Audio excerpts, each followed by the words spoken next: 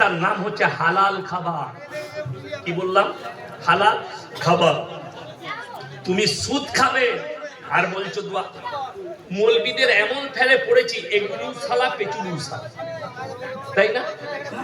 দোয়া পানি হচ্ছে না, কার দোষ? ইমামের দোষ। কি দোয়া করছেন, পানি হচ্ছে না কেন?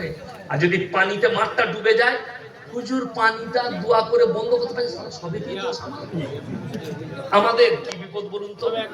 কিন্তু সে জীবনে নামাজ পড়বে না। হুজুরে আমাদের দোয়া কি করে কবুল হবে? সুদখোরের ঘরে দাওয়াত, গাঁজাখোরের ঘরে দাওয়াত, মদ বিক্রির ঘরে দাওয়াত, লটারিওয়ালার ঘরে দাওয়াত। আমরা তো না বলতে পারি না। কথা বুঝতে পেরেছেন না? পারেন?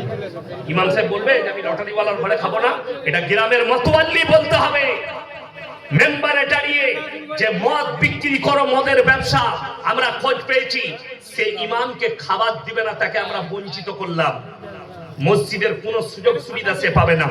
যে সুদ ব্যবসা করো, সুদের কারবার প্রকাশ্যে, সেই ব্যক্তি না জানাজার নামাজ হবে, না তাকে মসজিদে আমরা নেব, না সেই ইমামকে পালা দিতে পারে।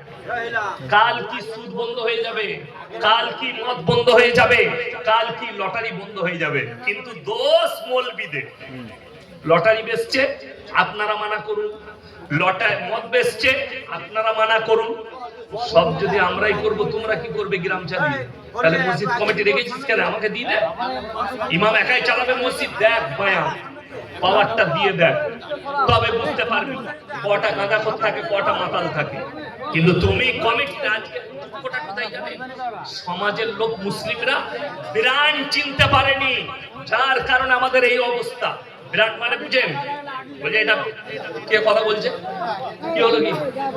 তোমরা আগে ছেড়ে নাও।